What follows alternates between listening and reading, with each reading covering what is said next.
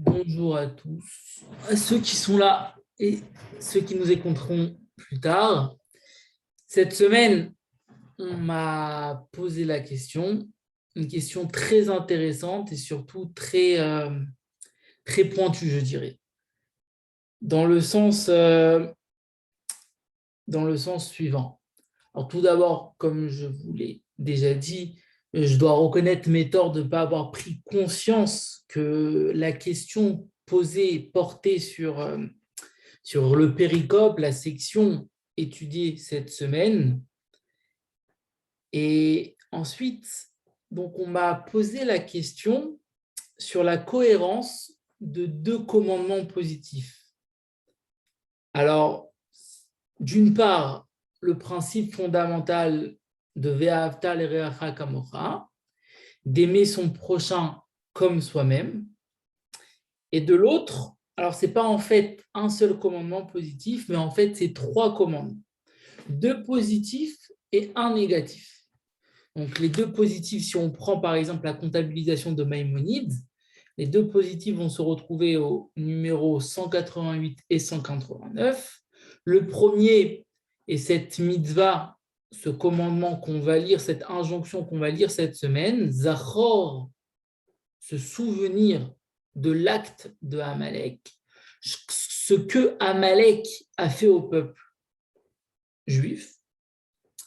Donc ça, c'est le premier commandement positif. Le deuxième qui peut-être paraît choquant de prime abord, on va essayer de le développer peut-être, c'est un deuxième commandement positif, c'est d'éradiquer la progéniture d'Amalek. Et aussi, donc un commandement négatif qui fait écho, bien sûr, au premier commandement positif. Donc, on a d'un côté le commandement positif de se souvenir l'action d'Amalek, de l'autre, de ne pas l'oublier. Donc, voilà comment ça s'organise pour l'injonction de se souvenir, en bref, on va l'appeler comme ça, l'injonction de Zachor, l'injonction de se souvenir ce que Amalek a fait. Et la question qui m'a été posée, c'est une question tout à fait légitime. Comment ça s'organise? Comment ça coïncide? Comment on peut parler de cohérence? Parce que la Torah est cohérente de manière générale. Alors, comment on peut parler de cohérence d'un point de vue de ces deux commandements, de ces deux mitzvot? D'un côté, je répète, d'un côté, l'amour qu'on doit procurer à autrui, qu'on doit porter à autrui, et de l'autre, on a en quelque sorte pris un peuple, pris un individu, et on lui tape sur la tête, et au contraire, on doit se souvenir ce qu'il nous a fait, on doit presque éradiquer sa descendance. Comment comprendre réellement cette cohérence? Alors, cette question, elle est très, très légitime, et surtout quand elle arrive avec un argumentaire aussi bien élaboré. Mais quand bien même, avant même de traiter, et peut-être durant la longueur du cours, la durée du cours, je ne traiterai pas réellement de manière apparente cette incohérence, mais en mon sens, il est d'abord, avant tout, important de traiter le sujet même d'Amalek. Qui est Amalek? Et en cela, j'ai appelé mon cours Amalek, qui est-ce? C'est-à-dire lorsque on a une incohérence comme cela et on voit que la Torah, d'une certaine manière, s'acharne sur ce petit peuple, parce que le fait historique nous dit que ce n'était pas une nation développée, ce n'était pas une nation riche, c'était un petit peuple qui a fait une petite guerre. Et quand bien même, on retrouve plusieurs commandements, deux positifs, un négatif, qui va nous animer durant l'année et on va en faire par exemple même une section à part entière. C'est-à-dire, à part, voilà, on va développer qu'on retrouve cette histoire-là dans deux passages de la Bible, mais à part cela, les rabbins ont construit une sorte de décret et on en fait une paracha qu'on l'appelle la paracha Zachor, qui est lue juste avant, dans la temporalité de Purim. Et cette section, c'est une relecture du passage qu'on va lire cette semaine, des derniers versets qu'on va lire cette semaine. Et cette relecture, c'est accomplir, c'est l'accomplissement de ce commandement positif, de ces commandements positifs et négatifs qu'on fait à la solennité, à la temporalité de Purim. Et donc, comprendre cet acharnement est en fait, en fin de compte, aussi fondamental que la question initiale. Et donc, on va essayer de comprendre. Mais avant réellement de poser des questions et de s'interroger, on va essayer de poser l'histoire d'Amalek. Donc, comme je le disais, l'histoire d'Amalek est mentionnée 2 fois dans la Bible. Une fois dans la parashat Béchalach, c'est-à-dire dans le livre de Shemot, dans l'Exode au chapitre 17, au verset 8, ça commence au verset 8 et 9, si je ne me trompe pas de mémoire, ça continue jusqu'à la fin du chapitre, jusqu'au verset 16. Et une deuxième fois, dans la section qu'on va lire cette semaine, la paracha de Kitetse, dans le livre de Devarim, au chapitre 25. Donc, on va lire littéralement les quelques versets que dans la paracha de Béchalach, on lit. Alors, il faut savoir ces 2 mentions. En fait, c'est en fin de compte, si on peut résumer comme ça, la partie dans l'Exode est une partie historique, alors que la partie qu'on va lire cette semaine dans la parashat Kitetse, dans le Sefer Devarim, est une partie, je dirais, juridique. On va lire le passage dans l'Exode. Les versets nous disent la chose suivante. Alors vint Amalek, et il combattit contre Israël à Réphidim. Moshe dit alors à Yehoshua, Josué, choisis-nous des hommes et sors combattre Amalek. Demain, moi je serai debout au sommet de la colline et le bâton de Dieu sera dans ma main. On saute un verset qui n'est pas forcément intéressant pour notre sujet. Il advint que lorsque Moshe élevait sa main, Israël était le plus fort, et que quand il reposait sa main, Amalek était le plus fort. Il y a une histoire pas claire, presque quasi mystique, qui ne nous intéresse pas, mais qui est un sujet à part entière. Les mains de Moshe devinrent lourdes, alors il prit une pierre et la placèrent sous lui. Il s'assit sur elle, cependant, Aaron et Hur soutenaient ses mains, l'un d'un côté, l'autre de l'autre, en sorte que ses mains furent fermes jusqu'au coucher du soleil. Réellement un épisode mystique autour des mains de Moïse qu'il faut comprendre et que peut-être ce sera un de nos futurs cours, une de nos futures études. Et ce fut alors que Yehoshua défie Amalek et son peuple au fil de l'épée. Alors, Dieu dit à Moïse, écris ceci pour mémoire, et là, ça fait en quelque sorte écho à l'injonction qu'on va lire cette semaine, écrit pour mémoire, mais on comprend ici la partie historique du sujet, écrit ceci pour mémoire dans le livre, et déclare aux oreilles de Yehoshua que j'effacerai complètement le souvenir d'Amalek de dessous les cieux. Moïse bâtit un autel, un misbéach, il l'appela du nom de Dieu Nissi, et on va essayer de comprendre quel est réellement ce nom-là, cette appellation. Il dit, puisqu'une main est contre le trône de Dieu, guerre, alors il proclame une sorte de guerre divine, ce qu'on appelle Milchama Lachem, et ce terme aussi, on va essayer de le développer peut-être en fin de cours. Milchama Lachem contre Amalek de génération en génération, Midor Lidor. Alors, on a compris la partie vraiment historique de la chose, mais si on s'arrête là, alors ce premier épisode, cette première histoire, on serait peut-être tenté de réagir de cette manière, que voilà, cette réaction de Dieu, c'est un petit peu, on pourrait dire, vraiment, j'utilise des guillemets, le signe d'un non-fair play. Voilà, il y a eu une guerre qui est peut-être un peu difficile pour Dieu, un peu difficile pour le peuple juif. Alors voilà, Dieu, il les efface. Quel est le sens de cet acte? Quel est le sens de cette prise d'action? On va appeler la guerre Milchama Lachem.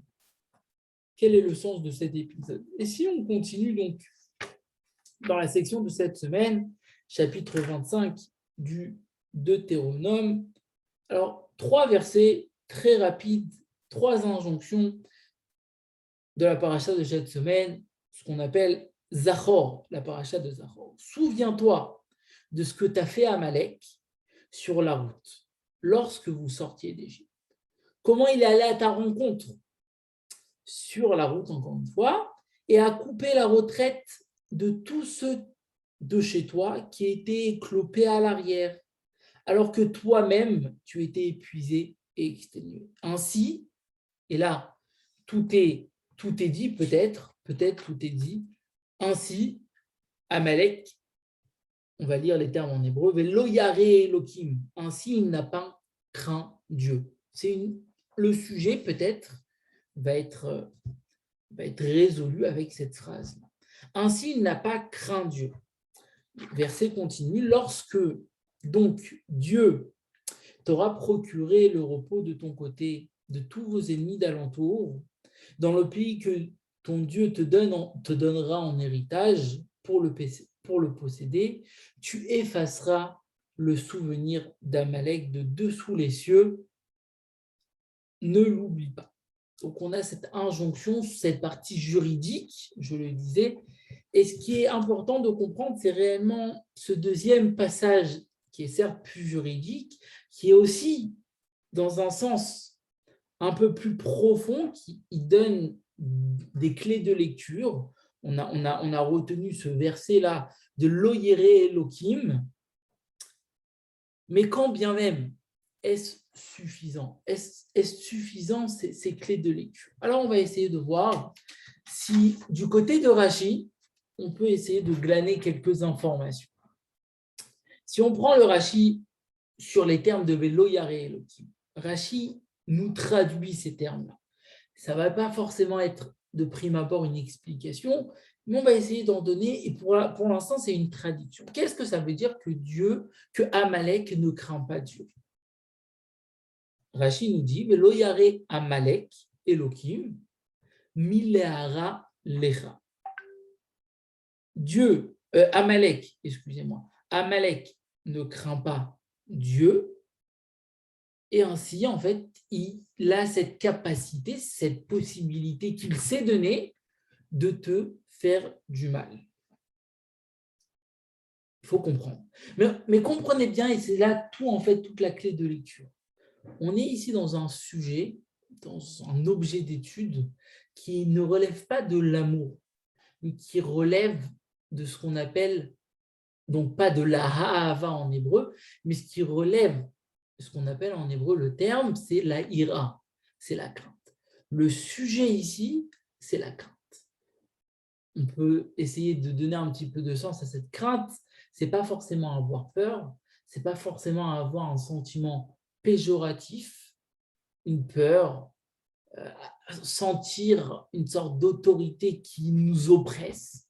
Mais c'est ce qu'on appelle en français, une traduction qui est communément acquise dans la liturgie et dans la littérature, c'est la crainte révérentielle. C'est un sentiment qu'on va essayer de développer. Ça a à voir beaucoup avec l'autorité, mais ça a à voir aussi avec une sorte de mission qu'on va essayer de développer. Et peut-être on en a déjà parlé dans ces termes, mais on va essayer de développer quelque chose d'autre aujourd'hui. Si on tient toujours aux explications de Rashi, alors ce qui est intéressant aussi de jeter un coup d'œil, c'est intéressant de jeter un coup d'œil dans Rashi, dans le passage dans Shemot, c'est-à-dire dans l'Exode. Rashi nous dit qu'il y a des choses très, très intéressantes. Mais avant d'arriver à Rashi, si on regarde dans la littérature Amalek, à quoi il est affilié, à quoi il fait écho, on a un passage dans le Midrash, dans les Proverbes, le Midrash nous dit, à travers un verset dans les Proverbes, que Amalek est appelé un letz. Un letz, c'est un moqueur. Un moqueur dans le sens littéral du terme. Donc, on voit d'un côté qu'Amalek apparaît sous les caractéristiques d'un moqueur.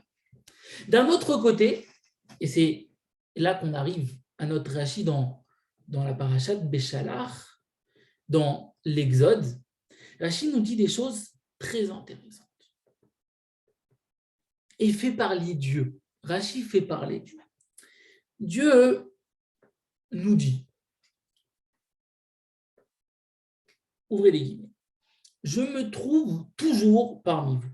Je suis à votre disposition pour tous vos besoins. Mais parfois, vous revendiquez une divinité. Vous revendiquez mon existence en employant des termes assez, disons, parlants, en disant, par exemple, est-ce que Dieu se trouve parmi nous? Alors moi, Dieu, je vous jure, les termes sont forts, je vous jure que j'enverrai un chien qui vous mordra. Et suite à cette morsure, vous crierez, sauf qui peut, vous crierez à moi, c'est-à-dire vous implorez ma présence. D'une certaine manière, ce que Rashi, fermez les guillemets, ce que Rashi essaye de nous expliquer, on va les traduire, mais Rashi continue dans son développement. Rashi essaye de nous développer la chose suivante, que si vous avez une revendication sur mon existence, alors je vous jure que je vous jetterai au chien pour vous prouver mon existence. Rashi nous donne une parabole qui est merveilleuse.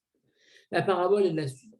Il y avait un jour un fils, et comme tous les bambins qui ne sont pas forcément en âge de marcher ou qui n'ont pas forcément la force de faire de longs voyages, il y avait un fils qui se trouvait sur les épaules de son père. Et de temps en temps, ce fils faisait des signes à son père de lui ramasser une petite fleur sur le chemin, de lui ramasser un petit fruit sur le chemin, de lui faire toutes sortes d'actions sur ce long voyage. Arriva peut-être la 3e ou 4e action, le fils avait pris l'habitude donc de s'adresser en ces termes à son père et se sentait presque dans une normalité absolue. Il voit un passant qui arrive à sa rencontre, il lui demande « Excuse-moi, as-tu vu mon père ?» Le père, en entendant cela, le père qui portait depuis de longues heures son fils sur ses épaules, en entendant cela, il prend son fils et il le jette à terre. En quelque sorte, il reproduit l'action que Dieu a promis de faire. Il prend son fils, c'est une action forte, il prend son fils, il le jette au chien. Il dit, maintenant, tu sais où je suis. Lorsque tu étais sur mes épaules, lorsque j'étais gentil avec toi, je te faisais tout ce que tu voulais, je prenais une petite fleur, je répondais à tes besoins. Alors, tu ne prenais pas assez conscience réellement en fait, de ma présence, de mon existence. Maintenant que tu arrives même à demander, à revendiquer où je suis, alors je te prends, je jure, je te prends et je te jette au chien. Rashi continue et nous dit, qui est le chien? Qui est le chien de la génération? C'est Amalek. Amalek est le chien de notre génération, de nos générations, et le chien de la génération du désert. Cette génération qui s'est sentie peut-être un petit peu trop reposée sur ses lauriers, un petit peu trop dans une habitude peut-être tout jeune, parce que c'était vraiment les prémices d'une existence, les prémices d'une naissance avec le bon Dieu. Mais cette nation qui s'est sentie très, très proche et très habituée à une sorte d'opulence, ben Dieu il lui dit, moi j'étais là, je suis là toujours pour toi. Mais si tu ne prends pas conscience réellement de ce que je suis, alors je jure que je te jette au chien. On a là, dans ce Rashi, à part les propos moralistes et la prise de conscience que Rashi nous ferait prendre, et pour le coup, Rashi dans la Bible n'est pas souvent moraliste. et pour le coup, il l'est. Et ce qui est intéressant dans ce Rashi, pour revenir au personnage qui est Rashi, qui est un exégète, quelqu'un qui est proche du texte, on a dans Rashi une image qui apparaît, Amalek, c'est un chien. Dans le Midrash Tanhuma, on a vu que Amalek c'était comparé à un moqueur. Dans le passage de Rashi dans l'Exode, il est comparé à un chien. Sans pour autant forcément avoir une image péjorative, mais le chien qui va être au contraire la piqûre de rappel au peuple juif. Ce qui est important de comprendre. Et on va essayer en fait vraiment ce qu'on va essayer de faire là maintenant, c'est de coller ces trois éléments. Quel est le point commun de ces trois éléments? D'un côté, Amalek qui n'est pas une personne qui a en lui la crainte de Dieu. Un autre côté, Amalek qui est appelé un moqueur. Et dans un troisième endroit, Amalek qui est appelé un chien. Le Maharal de Prague, ce grand personnage de la morale juive, de la littérature juive, nous dit la chose suivante. Le Maharal de Prague oppose, je dirais, deux schémas pour commencer. D'un côté, le schéma de la crainte. On va comprendre ce terme-là que j'évoquais, la crainte révérentielle. Le Maharal nous dit que pour arriver à la crainte, il faut être anobli ou posséder certaines caractéristiques.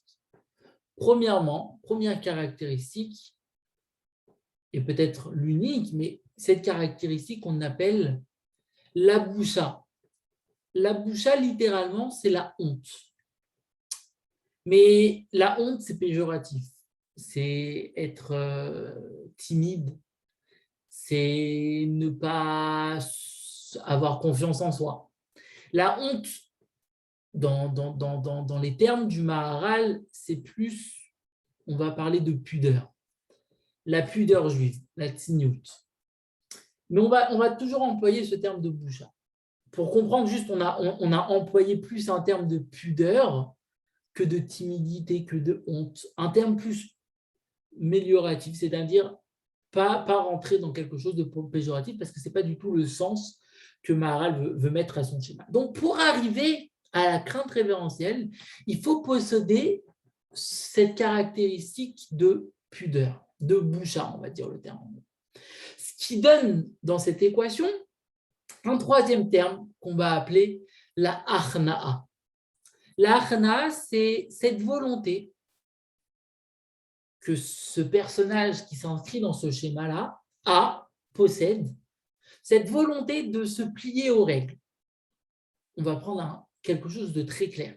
Sans parler d'un côté autoritaire, sans parler de l'exemple de l'armée. Prenons simplement un élève qui arrive à l'école ou dans une société. Dans n'importe quelle société, vous allez me dire, même les sociétés les plus ouvertes, il y a des règles. Dans n'importe quelle société, il y a des règles. Et en ce sens, une personne, si maintenant elle veut arriver à une certaine forme de crainte révérentielle, c'est-à-dire trouver sa place en quelque sorte, alors il faut qu'elle s'inscrive dans un processus de respect des règles, de respect de sa société, de respect de l'autre en fin de compte. Mais posséder cette caractéristique du départ de pudeur, et on va peut-être encore plus développer. Donc, poursuivre ce schéma-là, arriver à une certaine forme de respect, de ira en fin de compte, de crainte, alors il faut avoir ce premier axiome, ce premier facteur, la pudeur, l'écoute. Ça peut avoir différentes traductions parce que ça s'adapte à différentes situations. Mais voilà, tel est le premier schéma que le Maharal nous met d'un côté. Le Maharal est dans la morale juive, même je dirais peut-être dans la manière, la logique de travailler, il y a souvent, pour comprendre un état, une situation, on va opposer une autre situation. Et pour comprendre réellement, on va opposer réellement son contraire. Mais à part la manière de travailler, la méthodologie, ce qui est intéressant de comprendre, c'est réellement ces deux schémas, parce que ces deux schémas vont nous éclairer. Donc, d'un côté, on a la personne qui possède cette crainte qu'on parlait depuis le début. D'un autre côté, on a une deuxième personne, donc, qui, vous l'aurez compris, qui ne rentre pas dans le moule, qui ne rentre pas dans le respect des règles, qui revendique toute autorité, qui revendique toute règle, qui en fin de compte a cette caractéristique qu'on appelle en hébreu la hazout. La hazout, encore une fois, littéralement, ce n'est pas forcément le terme que l'on souhaite pour notre compréhension. La hazout, ça va être la grossièreté, la vulgarité. Mais en fin de compte, le terme que je souhaite, c'est cette capacité à revendiquer chaque chose. Vous comprenez bien qu'un élève de troisième, s'il commence à revendiquer les règles du brevet, on ne va pas s'en sortir. Il ne finira pas l'année. Simplement parce que, bien sûr, tu peux poser des questions. Bien sûr, tu peux poser des questions. Bien sûr, il faut avoir confiance en toi et croire en toi, croire en ta possibilité, avoir un esprit critique. C'est le b.a.-ba de l'école, de l'élève, et c'est peut-être ce que la scolarité, l'éducation nationale veut donner et veut apprendre pour construire des futurs cadres, etc. Mais jamais la frontière entre critiquer et revendiquer est finie. Et en fin de compte, le deuxième schéma, pour revenir à notre schéma du Maharal, le deuxième schéma que le Maharal expose, c'est le bonhomme qui possède cette caractéristique, en fin de compte, cette première caractéristique d'être un revendicateur, excusez-moi. En fin de compte, ce qui va donner, c'est en fin de compte quelqu'un qui ne prend pas sur lui le joug de toute autorité, le joug, ou enlevons les termes qui fâchent, les règles sociétales. C'est quelqu'un qui ne souhaite pas prendre les règles sociétales. Ça va être peut-être ce que d'aucuns appellent un philosophe, mais simplement pour parler vraiment comme ça, on part pas dans les clichés, quelqu'un qui revendique toute règle sociétale, c'est quelqu'un qui, en fin de compte, ne va pas recevoir le terme qui nous est cher dans cet objet d'étude, et au contraire, qui va pas forcer, c'est pas un état passif, c'est qui va refuser le joug de la société, mais le joug aussi de Dieu. Et un élément très important que le Maharal incruse dans son deuxième schéma. Cette personne-là qui donc est revendicateur, revendique toute règle sociétale, qui revendique la crainte révérentielle, elle possède aussi une troisième caractéristique. Elle s'appelle, c'est-à-dire que celui qui possède cette troisième caractéristique fait partie aussi de ce schéma. Vous l'organisez comme vous voulez, chacun a ses propres définitions. Cette troisième caractéristique, c'est la moquerie. Quelqu'un qui est un moqueur, je ne vais pas traduire c'est quoi la moquerie, parce qu'après, on va me donner des clichés de la satire politico-correcte. C'est-à-dire, quelqu'un qui possède cette possibilité de moquerie, de se moquer de l'autre, en fin de compte, c'est quelqu'un qui foncièrement revendique une sorte d'autorité personnelle et revendique donc les règles sociétales. Quelqu'un qui se moque de tout a cette capacité qu'on ne peut lui parler. C'est-à-dire qu'il va prendre tout à la légère. Et cette légèreté qu'il possède, en fin de compte, c'est ce qui est mauvais en lui ou ce qui est incompatible en lui à cette crainte révérentielle que je parle. Et donc, en fin de compte, on l'a compris. On a compris une première chose. On a compris que la crainte révérentielle est incompatible avec ce qu'on appelle la letzan, la moquerie. On ne l'a peut-être pas développé, mais ça va pour moi de soi. Si vous avez besoin de plus d'explications, envoyez-moi un commentaire, je me ferai un plaisir. Mais on a compris cela, que la moquerie, c'est cette possibilité qu'a l'homme de prendre tout à la légèreté et en fin de compte de tout revendiquer. Et ça, c'est incompatible avec la crainte révérentielle. Maintenant, il faut comprendre autre chose. En quoi ça parle d'Amalek? Alors, si on reprend les termes des versets, Amalek a eu cette capacité-là, dans les termes du Midrash, de refroidir un bain chaud. C'est-à-dire, je vous parlais tout à l'heure d'une tout jeune nation qui venait prendre conscience de ces 613 commandements, qui venait de sortir de la joie, de l'euphorie d'un nouveau mariage. Un jeune couple, c'est encore inconscient, c'est encore tout chaud, de on ne sait quoi, mais c'est tout chaud. Et Amalek a été ce premier bonhomme-là, a été en fin de compte le premier bonhomme qui a eu la légèreté d'esprit, a eu la volonté, non pas parce qu'il était une nation, parce qu'il était un peuple important, mais simplement parce qu'il était Amalek. Amalek a refroidi le peuple juif. Amalek a refroidi le peuple juif. C'est-à-dire, Amalek, dans les termes du verset, Asher Korra Baderer, a coupé court au chemin, au voyage du peuple juif, à ce voyage qui est encore au présent, c'est-à-dire après de nombreuses générations et encore à l'écrit, à ce voyage qui se conjugue tous les jours au passé, au présent et au futur. Et bien Amalek, au tout début de ce voyage, a coupé court, a coupé l'herbe sous les pieds. C'est-à-dire, d'une certaine manière, il n'a pas donné la possibilité aux Juifs de s'inscrire de manière pérenne dans son histoire.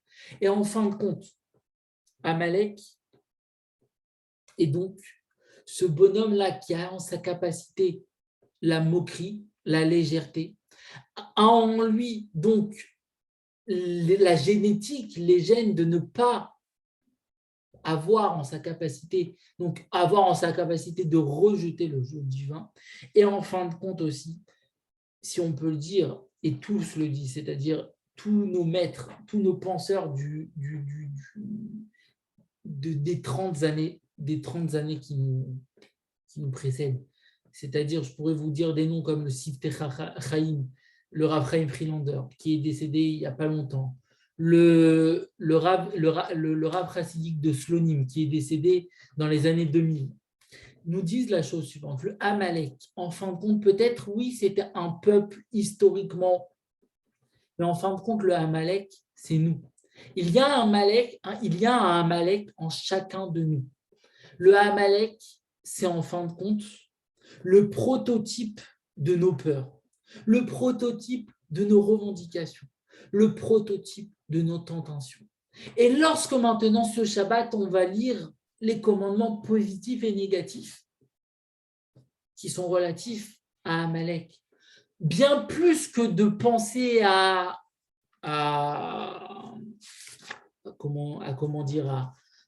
déraciner, à éradiquer une progéniture que l'on ne connaît pas, que l'on ne sait pas quantifier aujourd'hui. Il faut penser à éradiquer le Amalek qu'il y a en nous. Et en pensant cela, en ayant en nous cette pensée, cette kavana, cette intention, alors Dieu nous aidera sur notre chemin. Parce que c'est la guerre de Dieu. Parce que c'est Milchama Lachem. Dieu n'est pas forcément... On peut pas se reposer sur Dieu lorsqu'on est face à une tentation. Il faut combattre. Il faut céder. On l'a dit plusieurs fois. Il faut céder et enfin le ciel t'aidera. C'est le secret de la Siyata d'Ishmaïa. C'est le secret de l'aide divine. Mais en fin de compte, il faut céder. Il faut travailler sur soi. Il faut travailler sur le Amalek qu'il y a en chacun de nous, parce que Amalek est le symbole et le prototype de cette légèreté qu'il y a en chacun de nous pour revendiquer quoi que ce soit, pour céder à diverses et différentes tentations. Et en fin de compte, on a le devoir de se souvenir de cela chaque jour, dans notre combat au quotidien, dans notre combat au présent face à la tentation.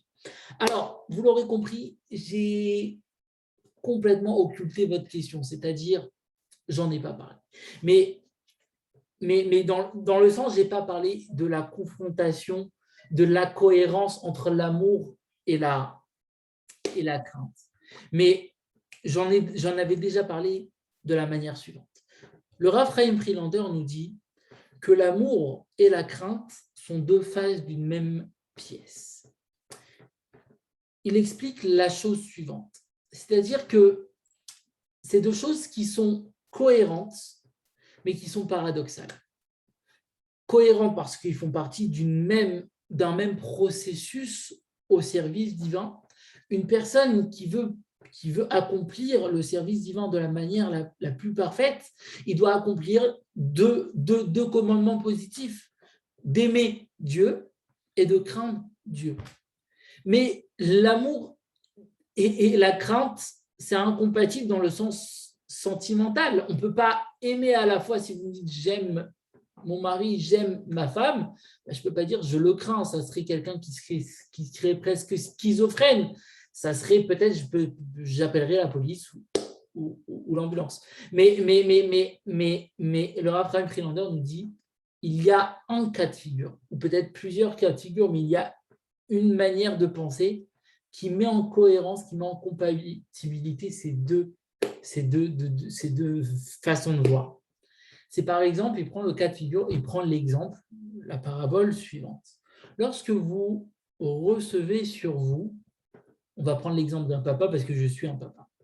Et je ne peux parler qu'à moi, je ne peux pas parler pour d'autres. Lorsque un papa reçoit pour la première fois son enfant dans ses bras, il ne l'a pas porté pendant 9 mois, etc. Il prend la première fois conscience qu'il a un petit être et il l'aime déjà alors qu'il ne lui a même pas fait un souper et qu'il pleure, etc. Il l'aime déjà de tout son cœur. Pourquoi? On ne sait pas. Mais il l'aime et il est ému par ce sentiment. Mais en même temps, et ça vient en même temps, paradoxalement, tout ce que vous voulez, en même temps, il prend conscience de quelque chose qui va développer chez lui un sentiment de crainte. La crainte de ne pas faire bien, de ne pas être à la hauteur, de ne pas être à la hauteur de l'éducation, de ne pas être à la hauteur de plein de choses pour son fils, de lui faire du mal, de ne pas savoir l'écouter. Et à la fois, plus grande est son amour, plus grande est ce sentiment qu'on appelle la crainte, la peur, etc. Donc, en fin de compte, c'est les deux faces d'une même pièce, mais qui sont paradoxalement compatibles. Et en fin de compte, ce que je souhaite vous répondre, et comme ça je terminerai parce qu'on a déjà peut-être un peu trop parlé, la chose pour moi, s'organise de la manière suivante. Lorsque, par exemple, on parle d'aimer, on ne va pas parler d'aimer parce que ce n'est pas le thème. On ne va pas commencer par l'amour, on va commencer par la crainte. Le thème d'aujourd'hui, c'était Amalek. Qui est-ce? Amalek est la première personne qui a refusé, d'une certaine manière, la crainte de Dieu. Donc, d'une certaine manière, il ne s'inscrit pas dans un processus qui peut provoquer l'amour. Il est incompatible avec un schéma normal des choses. Alors oui, c'est normal qu'il soit réfuté, mis à l'écart de ce schéma normal des choses. Mais parlons pas forcément d'un petit peuple, parlons du Amalek qui est en chacun de nous. Une personne qui revendique, une personne qui a cette légèreté d'esprit de ne pas s'impliquer dans quelque chose. Alors comment lui-même il peut s'aimer? Comment lui-même il peut s'aimer? Ça, c'est la réponse que je vais vous donner.